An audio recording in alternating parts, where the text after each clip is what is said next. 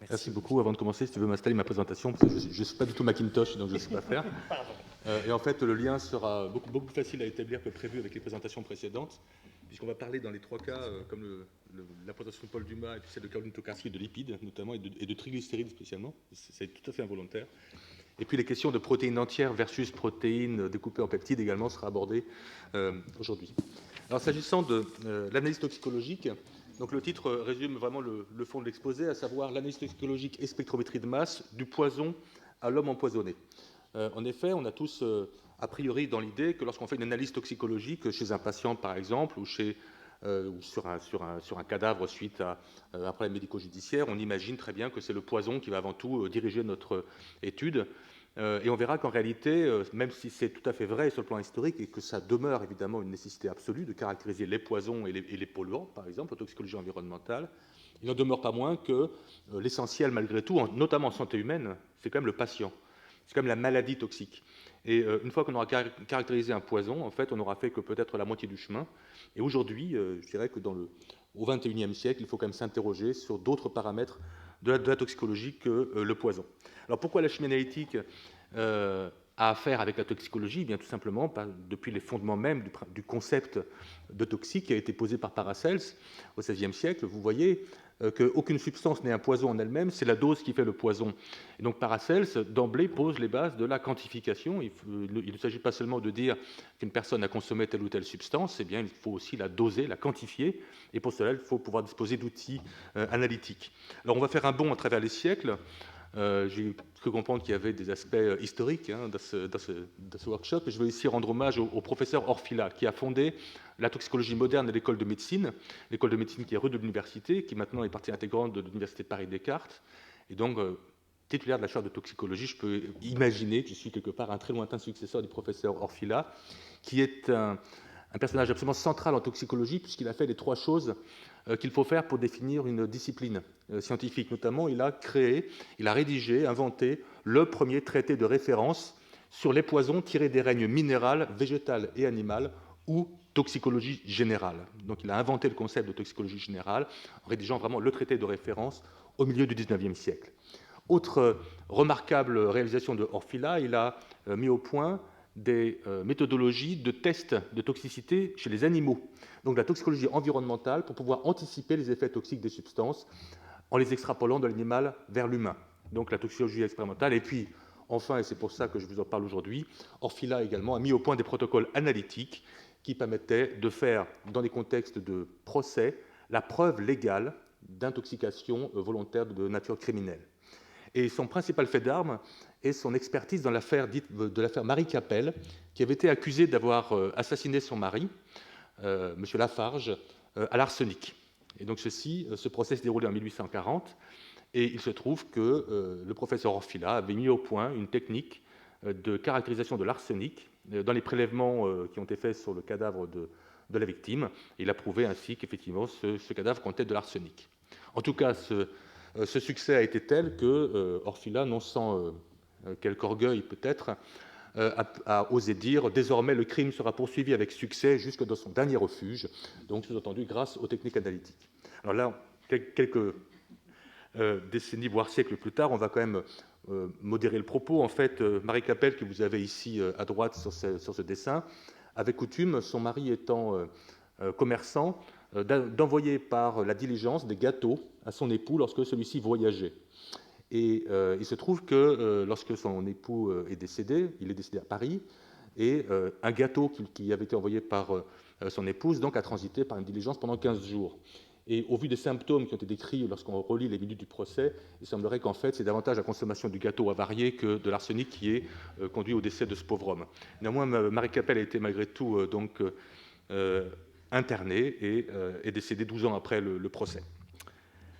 Donc, alors, évidemment, l'affaire Marie Bénard, incontournable dans un propos de toxicologie analytique.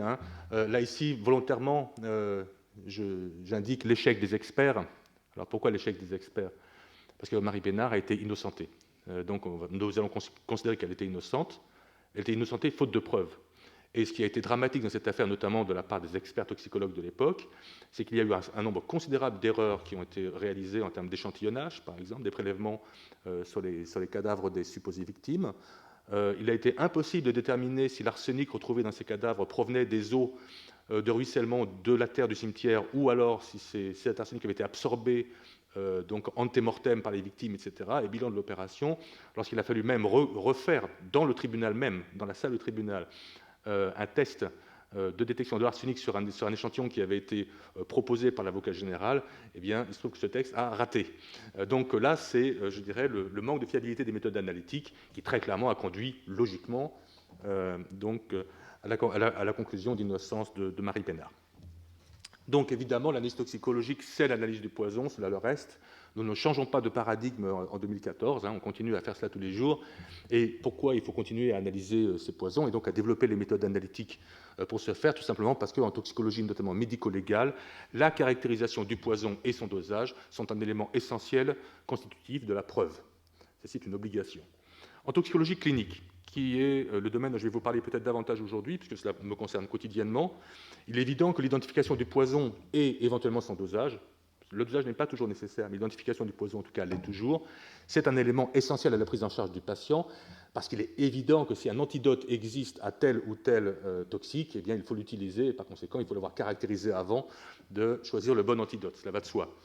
Et puis enfin, en toxicologie environnementale, dont je vous parlerai plutôt vers la fin de l'exposé, qui vraiment est un domaine qui est un problème tout à fait contemporain, qui préoccupe considérablement nos sociétés, le grand public, mais aussi les autorités, eh bien, il est capital de pouvoir identifier des polluants environnementaux pour être en mesure d'évaluer le risque qui est lié à l'exposition à ces polluants environnementaux, et ensuite pour pouvoir élaborer des politiques qui soient adéquates à la protection des populations.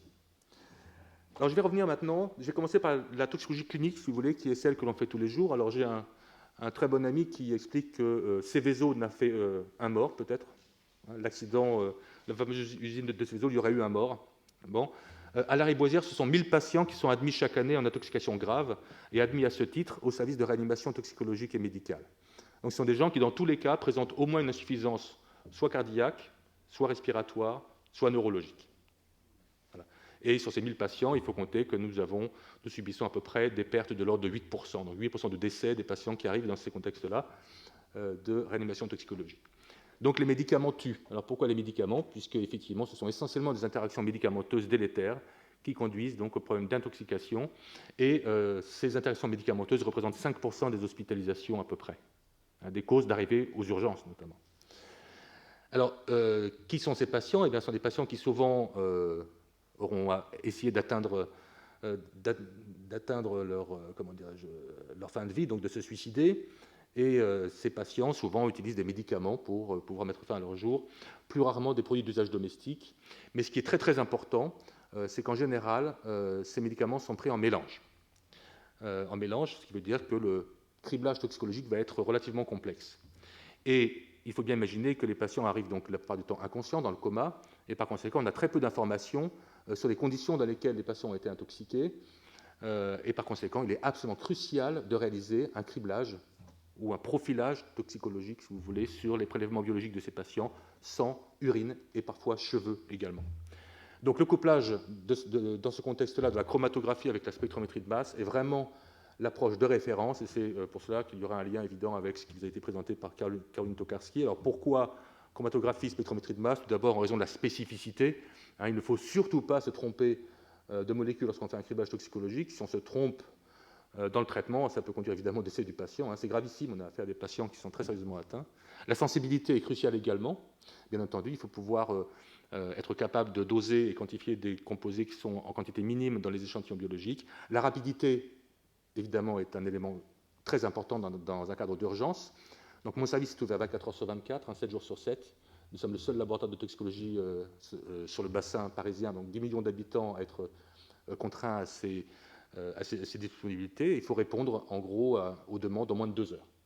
Et puis le coût est très important aussi.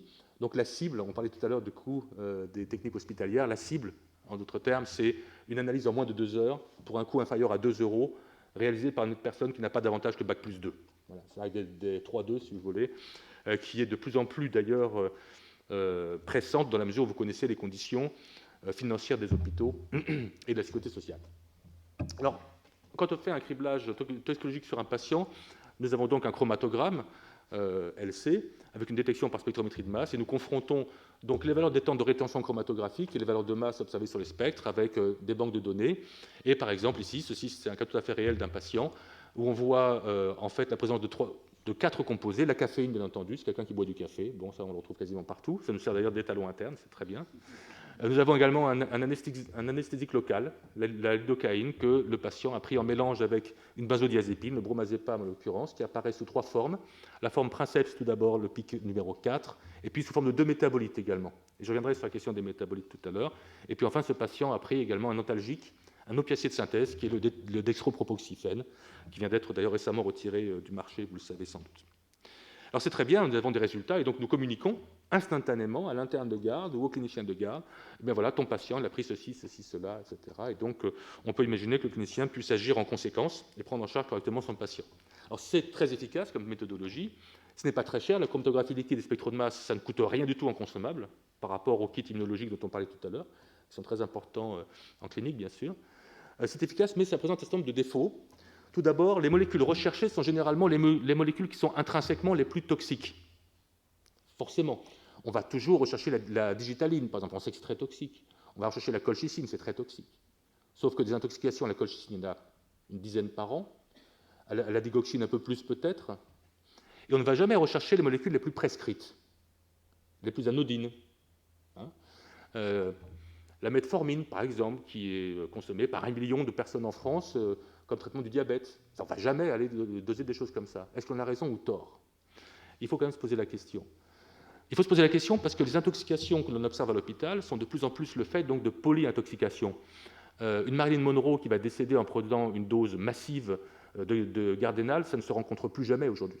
On n'a plus jamais ce genre de choses, parce que, évidemment, en termes de prescription, maintenant on prend des précautions particulières, en termes de conditionnement des médicaments également, une boîte de paracétamol, c'est pas plus de 3 grammes ou 4 grammes.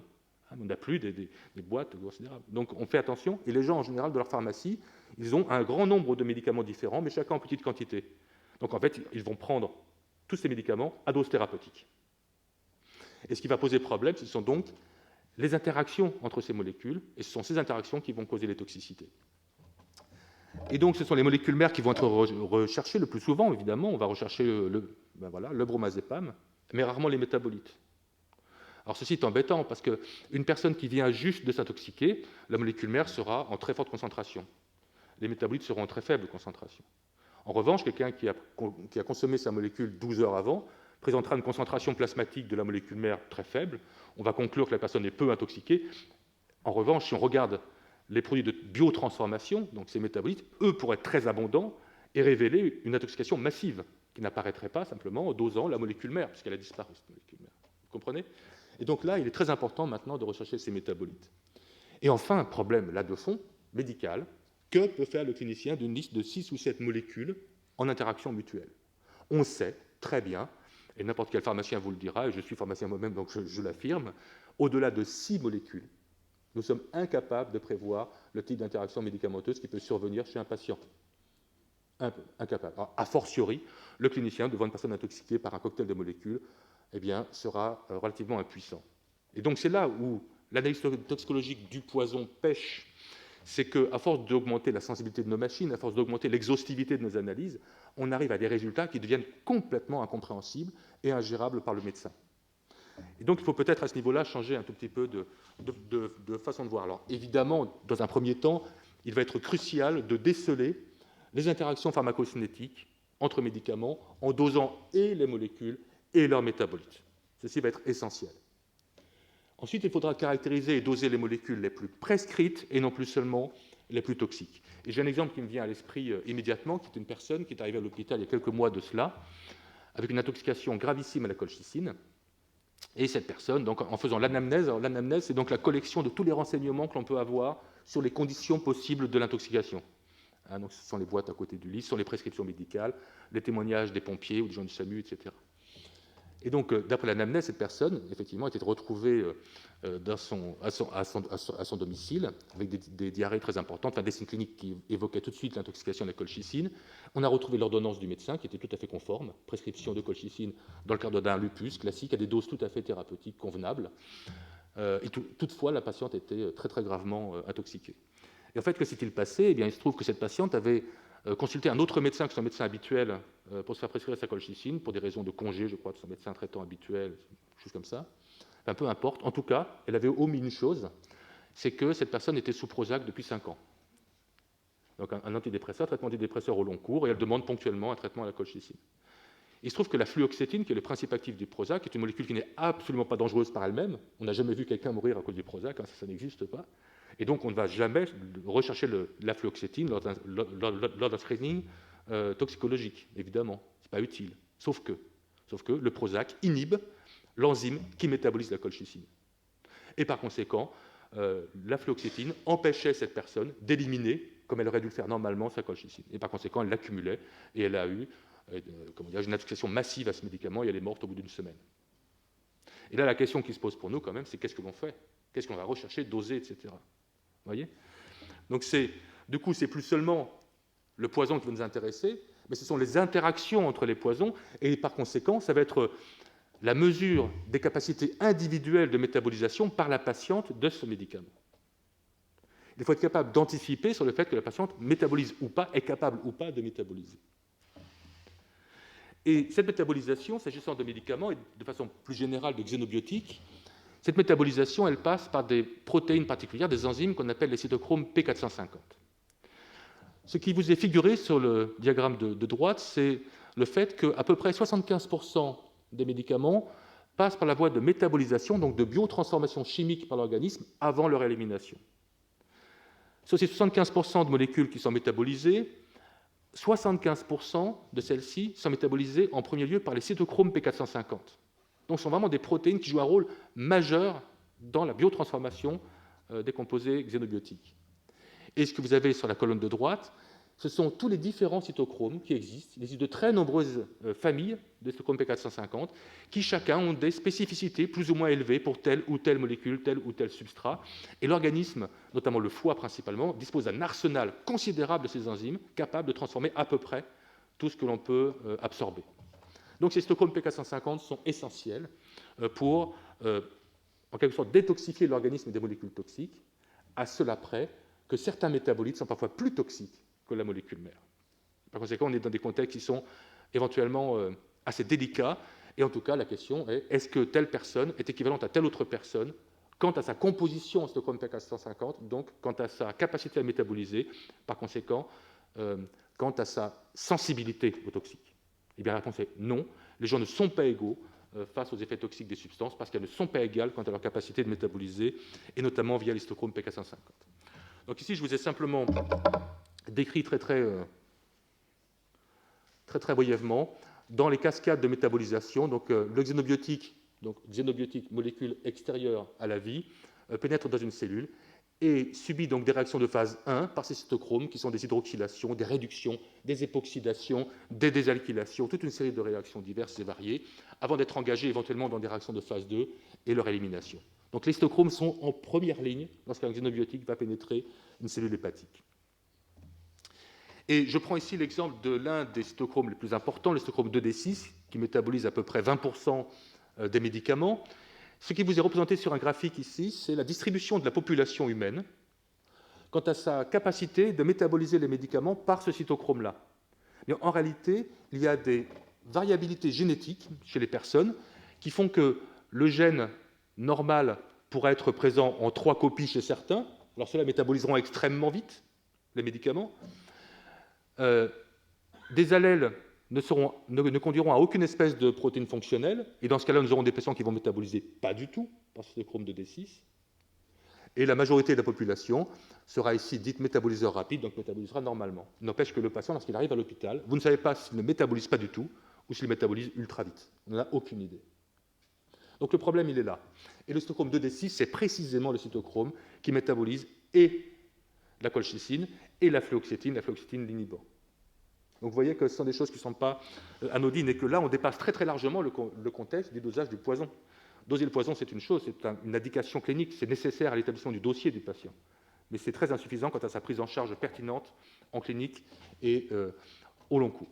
Donc l'objectif que nous sommes fixés il y a quelques années était de mettre au point une méthode qui permettait de mesurer le niveau d'expression de cytochrome chez le patient, en d'autres termes, de faire des études de type protéomique, telles que celles qu'a montré Caroline Tokarski, avec une volonté de quantifier les choses, donc d'avoir des données quantifiables sur ces différents cytochromes.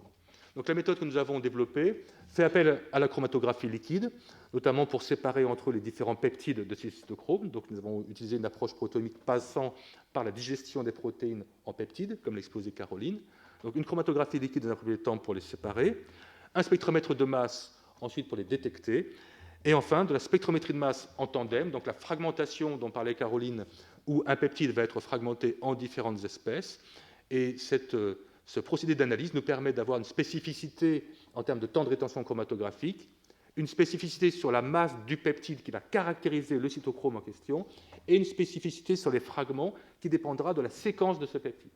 Et avec ce type de spécificité-là, non seulement nous devenons très sensibles, nous avons un très bon rapport signal-sur-bruit, on élimine en gros tout ce qui ne correspond pas à ces différents critères, d'une part, et d'autre part, nous pouvons facilement quantifier en utilisant des étalons internes. Alors, la méthodologie, là je vais passer assez vite finalement, parce que nous avons travaillé dans différents organes, chez des patients, également dans des fluides biologiques. Donc, nous préparons les échantillons, nous extrayons les protéines, nous les digérons donc de façon enzymatique, nous utilisons la chromatographie liquide, la spectrométrie de masse, je passe. Et pour vous illustrer simplement les données dont on dispose dans ces cas-là, à gauche, vous avez le spectre donc MSMS de fragmentation d'un peptide caractéristique d'un cytochrome P450, le 1A2. Et puis à droite, vous avez ici le rendu quantitatif du résultat, le pic étant d'autant plus, ayant une surface d'autant plus importante que le peptide est abondant dans votre échantillon. Donc à gauche, caractérisation, et à droite, quantification. Alors ici, vous avez un mot qui est particulier, qui est protéotypique. Un protéotypique, en fait, Caroline ne l'a pas employé tout à l'heure, elle n'a pas voulu l'employer lorsqu'elle vous parlait de différencier le collagène de différentes espèces animales. En fait, c'est ça le jeu. Y a-t-il dans la séquence du collagène du lapin un peptide qui va caractériser que le lapin, et pas le poulet, et pas l'homme, et pas le bœuf, etc. Bon, là, c'est un peu la même chose. Je vais chercher dans tous les différents cytochromes P450, qui ont de très grandes homologies de séquence, le peptide qui permettra de dire qu'il s'agit bien du cytochrome P450 1A2 et pas du 3A4 ou du D6, etc. Donc en fait, pour chacun des cytochromes P450 que l'on va étudier, eh bien, nous allons sélectionner un peptide protéotypique, donc caractéristique de cette protéine-là et uniquement de celle-là. Et nous avons donc établi une méthode pour, en une seule acquisition, pouvoir quantifier les cytochromes 2J2, 3A4, 2C9, 2D6, etc. Donc ce qui figure ici, c'est la valeur de masse du peptide précurseur caractéristique, filtré par le premier analyseur. Et ce qui figure ici, ce sont les fragments caractéristiques de ces peptides protéotypiques qui vont être sélectivement analysés par le second analyseur de masse dans une approche de spectrométrie de masse en tandem. Et ce qui figure ici en bas, c'est l'étalon interne. Alors je passe les étapes de validation. Vous pouvez être certain que nous avons validé ça sur une norme FDA. Nous avons des linéarités parfaites sur plusieurs ordres de grandeur. Et de cette façon-là, nous pouvons quantifier ces cytochromes P450. Là, je vous donnerai simplement un résultat correspondant à l'un de ces cytochromes, le 3A4, donc celui qui métabolise à peu près la moitié des médicaments. Et chaque échantillon ici correspond à un extrait de foie humain différent. Et vous voyez simplement à l'œil comme l'abondance de ce cytochrome 3A4 varie d'un patient à l'autre. C'est considérable. Celui-ci, par exemple, métabolise à peu près par le 3A4 20 fois plus efficacement que ce patient-ci. Et donc, il est absolument nécessaire de pouvoir quantifier ces cytochromes P450. Cela dit, la situation de cet homme-là n'est peut-être pas désespérée. Si jamais son cytochrome 2D6, lui, est très fortement exprimé, la spécificité des cytochromes n'étant pas absolue, on peut compenser l'un par l'autre. En tout cas, ce sont des choses qu'il faut mesurer. Donc, c'était cela que je voulais vous dire aujourd'hui. Donc, vous avez l'excentration exprimée en picomol par milligramme. Et pour reprendre ce 3A4, vous voyez que les quantités minimales observées sont de 25 picomoles par milligramme de protéines jusqu'à 271, il y a un facteur 10, et ici avec donc des coefficients de variation considérables d'une personne à l'autre. Donc ces résultats sont actuellement sous presse donc dans Analytical and Bioanalytical Chemistry. Donc retenez ceci, considérable variation interindividuelle en termes de capacité de métabolisation. Donc aujourd'hui, ce qu'il faudra faire de plus en plus, vous savez, lorsqu'une technique est disponible, qu'elle n'est pas chère et qu'elle est utile pour le patient, eh bien, il faut que cette technique soit transférée en milieu hospitalier. Par conséquent, c'est l'effort que nous allons faire très prochainement. Autre volet maintenant de l'exposé, pour le terminer d'ailleurs, c'est la toxicologie environnementale. La toxicologie environnementale, c'est un problème évidemment centrale dans nos sociétés contemporaines. Les scandales apparaissent presque de façon hebdomadaire dans la grande presse. Évidemment, cela cause beaucoup de soucis à beaucoup de gens, et le problème est extrêmement complexe. Et là aussi, la situation n'est pas si simple du point de vue de la toxicologie analytique. Tout d'abord, pourquoi ? Parce que la pollution environnementale pose en soi un problème quantitatif. En effet, il y avait à peu près 1 million de tonnes qui avaient été déversées dans l'environnement en 1930, et on en est aujourd'hui à peu près à 400 millions de tonnes dans l'environnement. Donc, il y a en soi un problème de quantité de substances qui fait que le problème est effectivement grave et très sérieux, évidemment. Un problème qualitatif ensuite. Il y a 60 000 substances chimiques différentes qui sont communément utilisées par l'espèce humaine. Donc il y a une très grande diversité structurale qui dépasse largement, par exemple, le nombre des acides aminés, qui est de 20 dans la nature. Bon, là, on est à 60 000 substances chimiques.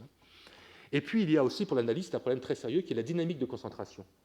C'est que d'un composé à l'autre, vous avez une présence dans les eaux de surface, il s'agit ici des eaux de surface, par exemple, qui varie considérablement d'un produit à l'autre.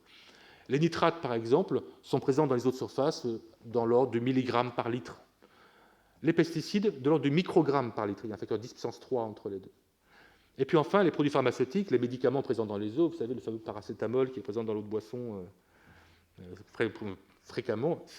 Donc ces produits sont présents en concentration d'ordre du nanogramme par litre. Donc 1 million de fois moins que les nitrates. Et il faut être capable, lorsqu'on analyse les produits dans les eaux, par exemple, ou dans les sols, ou les pesticides sur les fruits et légumes, des choses comme ça, être capable de tenir compte de cette dynamique de concentration. Et il faut donc évidemment les techniques appropriées. Donc, il est très important de caractériser et de doser les substances qui sont présentes dans l'environnement. Et vous verrez que ce n'est pas simple, puisqu'il y a donc cette diversité chimique. Alors, ce graphique ici vous indique la fréquence de détection de ces composés dans les eaux. Les stéroïdes sont présents dans 90% des cas. C'est la pilule principalement. Les médicaments sans prescription, les répulsifs contre les insectes, les détergents, les plastifiants, les antibiotiques, je passe, etc. Donc diversité considérable de sources de pollution de l'environnement, donc qui pose un problème d'analyse, bien sûr. Et puis, si on réduit simplement cette étude au seul cas des pesticides qui ont été recherchés en France, et bien on constate que ces pesticides vont être retrouvés dans 91% des points prélevés des eaux de surface et dans 55% des eaux souterraines, avec des concentrations très variables sur la carte géographique de la France, et puis également avec des diversités, là aussi chimiques, très importantes. Donc pour cette seule classe de pesticides, cela représente en soi un vrai défi analytique, évidemment, pour le toxicologue et le chimiste analyste qui s'intéresse à la toxicologie environnementale. Donc, nous sommes d'accord, il faut caractériser et doser les substances présentes dans l'environnement, avec toutefois un certain nombre de réserves. Tout d'abord, nous avons affaire, dans le cas de l'environnement, encore plus que dans le cas des médicaments dont j'ai parlé tout à l'heure, à des mélanges extrêmement complexes pour lesquels l'additivité des effets toxiques n'est pas pertinente. En d'autres termes, la molécule A est toxique au niveau de 1, la molécule B est toxique au niveau de 2, mais ça veut dire que l'ensemble est toxique au niveau 3. On n'en sait rien. Des effets de synergie peuvent exister, des effets d'antagonisme peuvent exister. On est incapable de pouvoir évaluer la toxicité globale d'un mélange aussi complexe. Premier problème. Deuxième problème, le problème des faibles doses. À très faible dose, le paradigme de Paracels, la dose fait le poison, n'est plus pertinent. On est très très largement en deçà des doses toxiques en termes de toxicité aiguë. Évidemment, Paracels faisait allusion à une personne qui va ingérer une quantité massive de produits. Là, on a affaire à des doses qui sont infimes et en fait à des toxicités qui vont être liées à des expositions à très long terme, pendant des dizaines d'années. Qu'est-ce qui est la cause moléculaire de la perte de fertilité du sperme humain ? Moins de 50% de fertilité en 50 ans. Bon. Voilà, c'est ça. C'est le fruit de dizaines d'années peut-être d'exposition à des polluants environnementaux ou à des habitudes alimentaires différentes ou à des pratiques, physiques différentes. Tas de paramètres dans lesquels il est impossible d'aller rechercher les choses de façon simple. Donc cette dose n'existe pas. Et donc ce problème d'exposition à très long terme est par ailleurs non évaluable sur les modèles animaux. Nous n'avons pas de modèles animaux qui vivent 40 ans ou 50 ans. Ça n'existe pas. Confère, par exemple, l'étude sur les OGM qui a fait débat l'an passé, qui posait des problèmes de modèles animaux. Et puis enfin, pire que tout, que faire d'une liste de substances de type inventaire à l'après-vert ? Je parlais tout à l'heure de la perplexité de cliniciens à qui on donne une liste de 6 médicaments avec des doses en face, ils ne savent pas qu'en faire.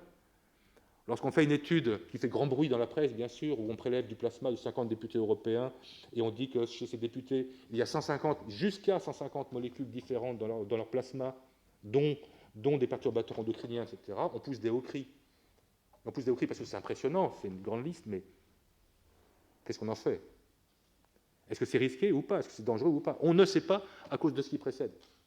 Donc il y a une seule, du point de vue du toxicologue en tout cas, un seul moyen de prendre des décisions de façon convenable, c'est de coupler les données analytiques avec l'épidémiologie. Et dire qu'effectivement, dans une population qui va être exposée à telle et telle substance, on observe l'augmentation de la fréquence de telle et telle pathologie, ce qui suppose tel et tel mécanisme, telle et telle responsabilité. C'est ceci qu'il faut faire, toujours. Sinon, publier des listes ne présente strictement aucun intérêt. Est-ce que les députés européens sont plus malades que les autres? Pas forcément. Peut-être que oui, il y a un monsieur qui hoche la tête en disant oui. Et puis surtout, peut-être plus important encore, il faut coupler les données analytiques avec les marqueurs d'effet chez l'homme empoisonné. Et là, je prends le cas d'un fumeur à qui vous dites « Monsieur, vous devriez arrêter de fumer parce que les études épidémiologiques montrent que vous augmentez votre chance d'avoir un cancer du poumon d'un facteur 8. » Ce monsieur vous répondra, s'il n'a pas envie d'arrêter de fumer, « Certes, mais je connais un homme qui a 95 ans, qui a fumé toute sa vie, qui se porte comme un charme. En revanche, je connais une personne qui a 50 ans, qui a fait un cancer du poumon sans avoir jamais fumé. » Ça arrive. Bien. En revanche, si on est capable d'avoir des marqueurs d'effet, c'est-à-dire de dire, attention, ce qui est intéressant, ce n'est pas le tabac finalement, c'est la façon dont l'organisme va réagir au tabac. Et si on est capable de mettre en évidence dans la personne un marqueur de risque, attention, vous réagissez mal.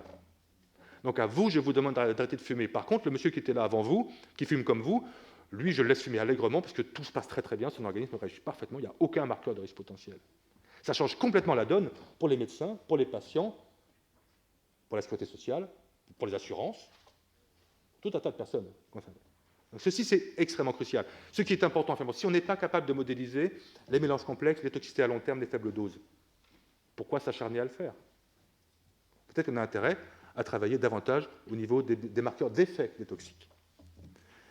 Et ces marqueurs d'effet, eh bien, fera le lien avec ce qui a été présenté auparavant par Paul Dumas et Caroline Tokarski, ce sont par exemple les lipides. Parmi les effets qu'un organisme peut subir lorsqu'il est exposé à des toxiques, eh bien, il y a des perturbations métaboliques. Les voies métaboliques classiques sont altérées. Et si on regarde un tout petit peu la composition métabolique, la composition en lipides, par exemple, d'un foie humain, un foie stéatosé, la stéatose est une conséquence d'événements toxiques également, eh bien, on peut éventuellement avoir des marqueurs d'alerte. Attention, la personne effectivement est intoxiquée, la personne présente des risques. Et nous avons travaillé sur ce sujet sur les phtalates. Les phtalates, notamment qui sont bien connus comme des plastifiants, comme des adjuvants des plastiques, se rencontrent un peu partout, et le principal d'entre eux, c'est le DEHP, donc le diéthylhexylphtalate, lequel est métabolisé par l'organisme en monoéthylhexylphtalate. Et en fait, la substance toxique, ce n'est pas la molécule princeps, c'est le métabolite.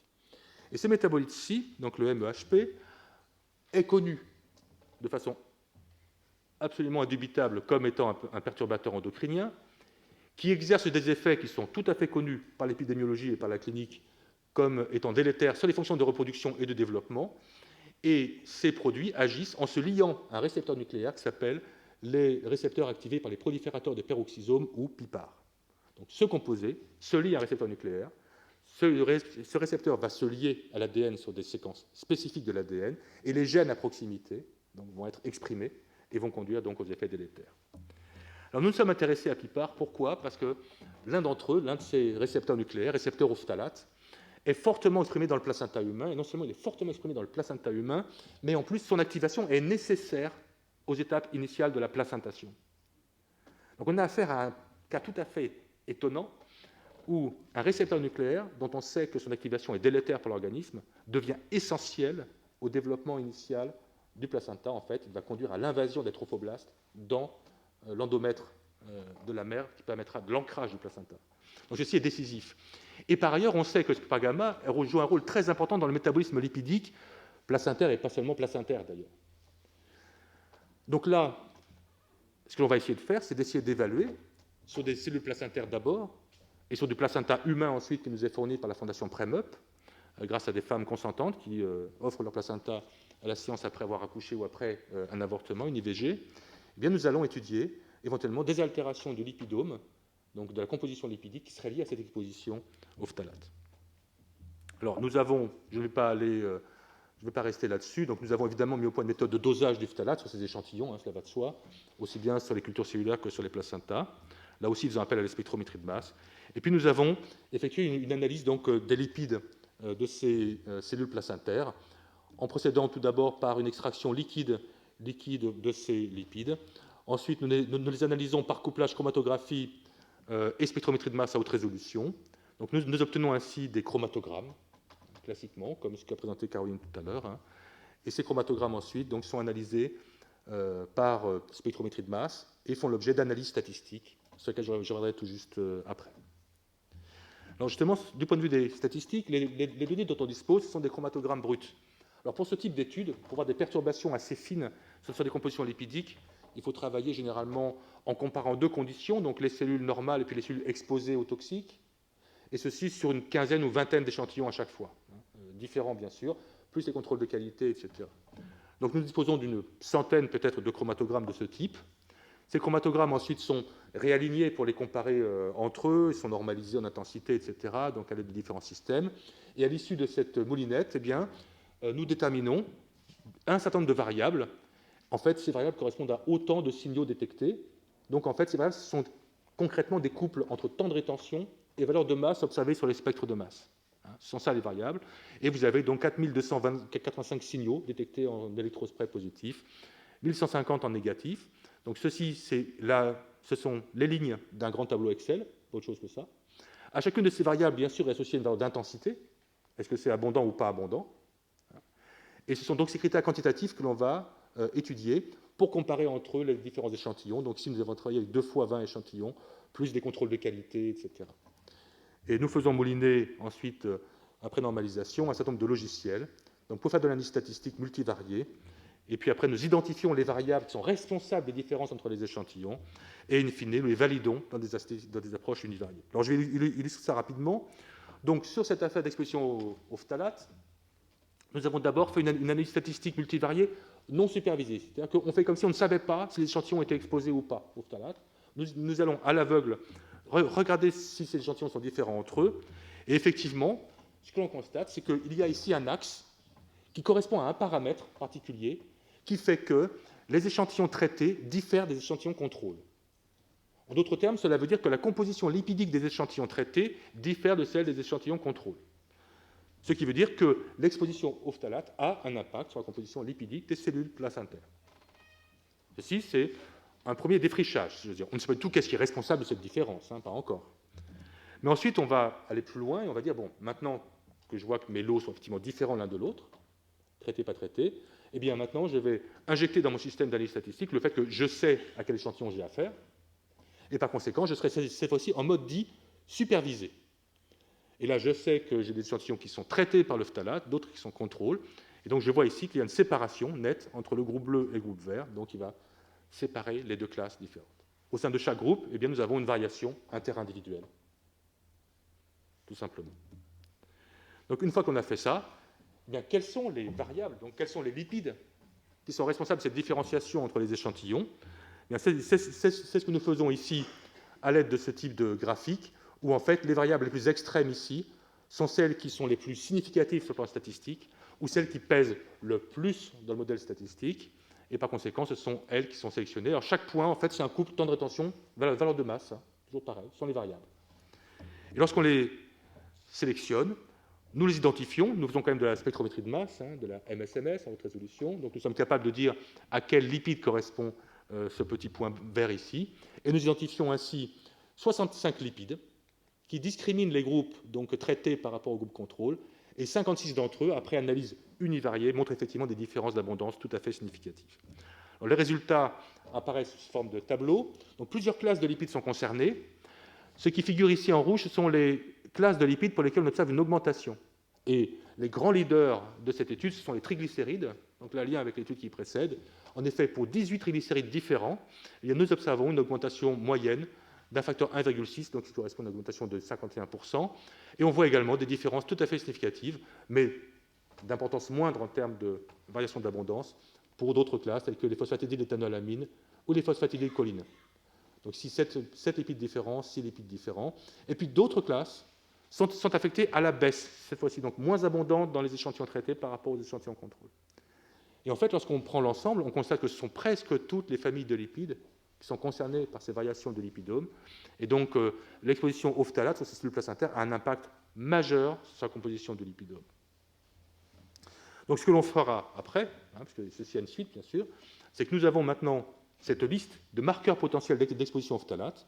Nous allons les rechercher dans un premier temps sur des cultures primaires de cellules isolées de placenta et mises en culture, et ensuite sur les placentas correspondants des mamans, chez lesquels on aura à côté un dossier clinique extrêmement complet expliquant toutes les éventuelles expositions au phtalate que l'on connaît, expositions plastiques, consommation des produits des boîtes de conserve, cosmétiques, etc. Et on va essayer de coupler donc, ces marqueurs avec ces expositions au phtalate.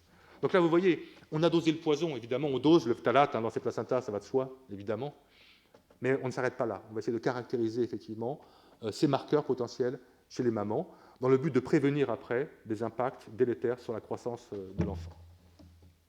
Enfin, pour terminer, dernier exemple, déchiffrer le code histone. Alors, il y a une bonne blague que je vous montrerai à la fin qui dit que lorsqu'on ne sait pas quelles sont les raisons d'un phénomène physiologique, on dit c'est l'épigénétique. Comme ça, on est quitte. C'est comme en médecine, c'est quand on ne sait pas trop la cause de maladie, assez fréquemment on dit ça doit être une maladie auto-immune. C'est propre à la personne, c'est spécial, c'est des trucs un peu... Bon, voilà, l'épigénétique. Alors l'épigénétique, ça passe en particulier par les histones, et effectivement, l'épigénétique est très très intéressante. Alors ce n'est pas une notion nouvelle, l'épigénétique, elle date de 1942, de Chris Waddington. Et l'épigénétique, c'est quoi?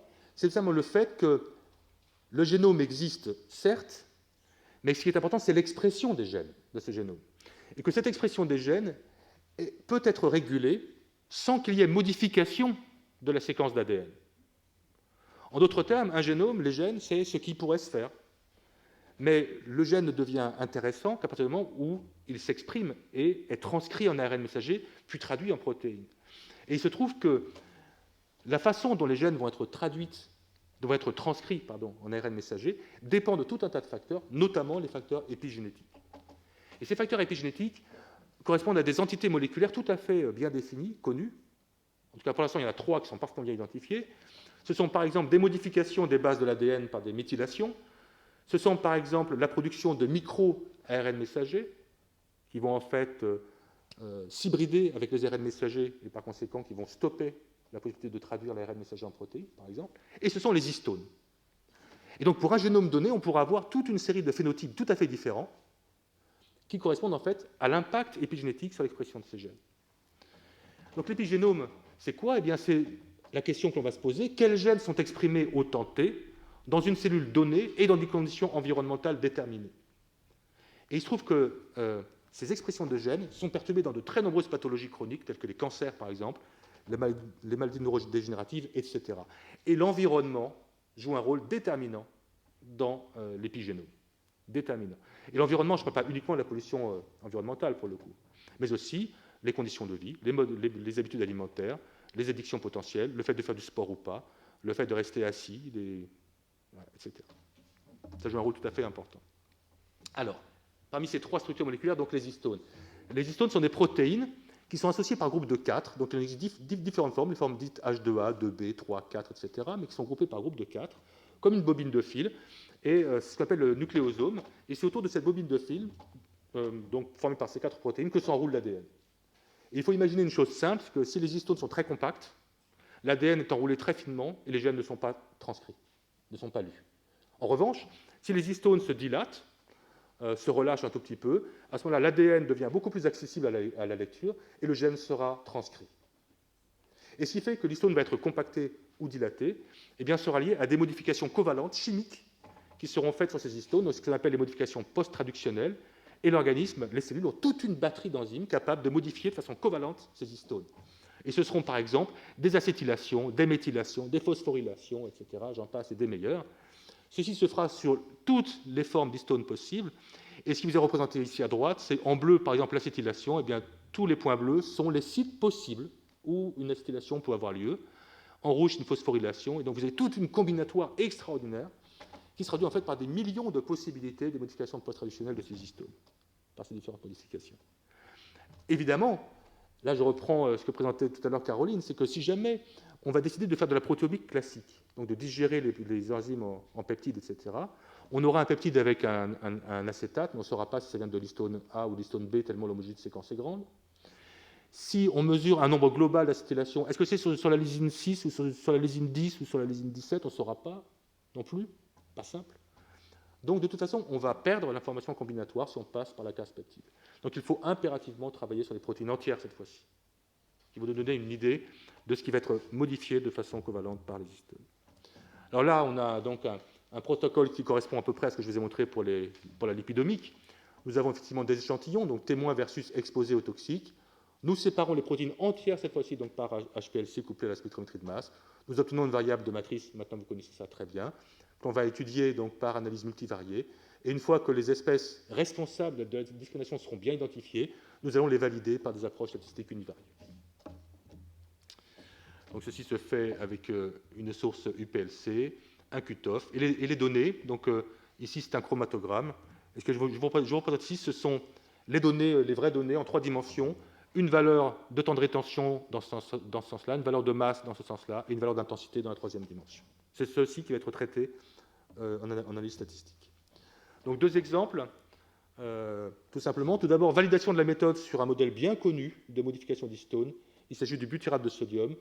Le butyrate de sodium, c'est une substance qui va inhiber les histones déacétylases. Les histones déacétylases, comme le nom l'indique, elles vont désacétyler les histones. Donc si on inhibe cette désacétylation, on aura des histones qui seront davantage acétylées pour le coup. Donc ça, c'est un modèle qui est bien connu. On va travailler là-dessus, avec 2 doses différentes du butyrate de sodium, et puis évidemment avec le milieu de culture comme étant le témoin interne, le contrôle.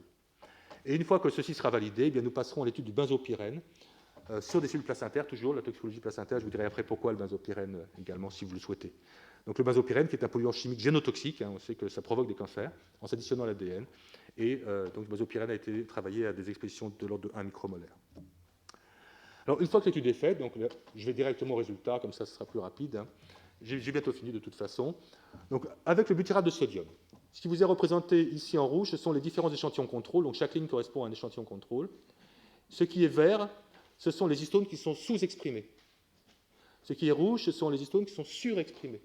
Et on voit très bien qu'entre le contrôle et puis le butyrate de sodium à haute dose, nous avons une inversion sur ces 2 paramètres. Donc là, les variables sont discriminantes, pas de problème, on sait que ça va marcher. Et heureusement pour nous, pour le butyrate de sodium à faible dose, donc, eh bien, on voit un comportement intermédiaire entre ces 2 états-ci, puisque les variations sont beaucoup plus faibles. C'est normal. La dose du butyrate de sodium est plus faible, par conséquent, les variations sont plus faibles. Nous avons un effet dose qui nous rassure par rapport au modèle expérimental. Donc nous passons aux analyses non supervisées, ça marche bien, on sait très bien les échantillons contrôle des échantillons donc à faible dose et des échantillons à forte dose, on le sépare très bien. Et en mode supervisé, ça marche encore mieux, là on a une séparation magnifique, avec des p-values de l'ordre 10-15, pour ceux qui aiment bien les statistiques, ce sont des choses tout à fait valables. On teste bien le modèle statistique avec d'autres échantillons complémentaires, et ceci fonctionne. Et simplement pour vous montrer ce qu'on arrive finalement à la fin sur une étude de ce type, eh bien, c'est que nous avons ici, dans cette colonne-ci, les identifications des histones, la forme H2A, avec 2 isoformes différentes, la 1BE, l'H2B, la forme 1K, l'H2B, la forme 1M. C'est énormément d'isoformes de protéines, d'homologie de séquence. C'est très compliqué aussi au niveau séquence peptidique. Ici, l'histone H4. Et ce qui est présent ici en rouge, eh bien, ce sont les histones qui sont surexprimées dans le modèle exposé au butyrate de sodium. Et ça tombe bien, ce sont les formes acétylées qui augmentent, aussi bien pour les histones H2B, ce qui était connu, que pour les histones H4, ce qui n'était pas connu. Une petite incidente en passant, lorsque l'on va utiliser une méthode faisant appel à l'immunochimie, comme l'a très bien dit Paul Dumas tout à l'heure, on connaît ce que l'on va chercher, ce que l'on va doser. L'immuno, c'est ça. On sait que telle protéine est exprimée dans telle condition, on utilise un anticorps pour aller la doser. Avec ces approches-là, de type lipidomique ou protéomique non ciblée, nous avons une démarche qui est totalement innocente. On ne sait pas ce que l'on va trouver à la sortie. Ce qui nous place quand même dans les meilleures conditions pour retrouver des choses originales, cela dit en passant, ce qui est assez utile en science. Donc là, la méthode est totalement validée, et nous l'avons appliquée au benzopyrène. Là, je ferai juste un petit aparté si Philippe Walter me laisse 1 minute. C'est que le placenta humain est un organe extraordinaire et unique. En toxicologie, on s'est intéressé jusqu'à présent au poison essentiellement, et par conséquent, par rapport à une toxicité fœtale, on s'est intéressé au fait que le poison traversait ou pas le placenta de la maman et allait contaminer ou pas l'embryon puis le fœtus. en fait, en toxicologie, je dirais, moderne, la question, elle n'est pas forcément que là. Le placenta, ce n'est pas une barrière, c'est un organe qui a des fonctions endocrines, qui a des fonctions physiologiques, et qui, par conséquent, peut être une cible dans son fonctionnement même pour les toxiques. Et l'altération du fonctionnement de cet organe peut se traduire, par contre-coup, par une altération du développement de l'embryon et du fœtus. Vous voyez ? Mais réduire la problématique de la toxicologie placentaire à une barrière, et ça passe ou ça passe pas, ce n'est pas suffisant. Et il se trouve que le placenta humain présente ces capacités extraordinaires, c'est qu'il se développe pendant les 10 premières semaines d'aménorrhée, il se développe dans des conditions d'hypoxie sévère. Le fœtus, l'embryon, n'est pas ou très peu oxygéné par le sang de la mère, puisqu'il y a des bouchons qui bouchent les artères maternelles, et par conséquent, le placenta se développe en hypoxie. Alors, on peut faire un peu de philosophie du comptoir du commerce. On dit pourquoi ? Parce que l'oxygène est un poison violent. C'est le poison du vieillissement, c'est l'agent oxydant par excellence. Donc, en protégeant l'embryon dans les phases initiales de développement de ces organes, de l'organogénèse, de l'oxygène, on le protège. Vous voyez ? Deuxième remarque, le benzopyrène. Le benzopyrène, ce fameux HAP, ce polluant environnemental, se lie à un récepteur nucléaire, lui aussi, AHR, qui doit être absolument activé pour que là aussi, le placenta développe ses fonctions physiologiques et notamment de sécrétion hormonale. C'est étonnant. Ce récepteur nucléaire, qui est délétère dans tous les autres cas, bien, son activation est nécessaire dans le placenta pour réaliser la sécrétion de l'hormone chorionique gonadotropique. Et il se trouve que le benzopyrène est un activateur de ce récepteur nucléaire. Et le benzopyrène, il est toxique. Pourquoi ? Parce qu'il sera métabolisé par métabolisation oxydante, et c'est le métabolite oxydé qui va se lier à l'ADN et provoquer les cancers. Eh bien, dans la cellule placentaire, le benzopyrène active le récepteur nucléaire, facilite la physiologie placentaire, mais n'est pas oxydé parce qu'il n'y a pas d'oxygène. Remarquable. Et unique dans le monde animal, puisqu'il n'existe pas, même chez le singe, il n'existe aucun mammifère qui présente cette particularité-là, qui est propre à l'espèce humaine, qui est ce développement en hypoxie. Enfin, c'est une aparté, mais c'est ce qui justifie, si vous voulez, le pourquoi de l'intérêt de ces polluants environnementaux sur les récepteurs nucléaires de ces cellules placentaires. Et là, effectivement, je vous présente vraiment j'ai osé le faire aujourd'hui, je ne le fais pas d'habitude, mais j'ai osé le faire aujourd'hui. Donc effectivement, le benzopyrène sur les cellules placentaires provoque une différence extrêmement nette de distribution entre les cellules traitées et non traitées. Et nous avons identifié, sans couvrir, la modification apportée aux histones. En l'occurrence, c'est une isoforme de l'histone H2A, la H2AZ, dont on voit qu'elle est acétylée de façon préférentielle après exposition au benzopyrène.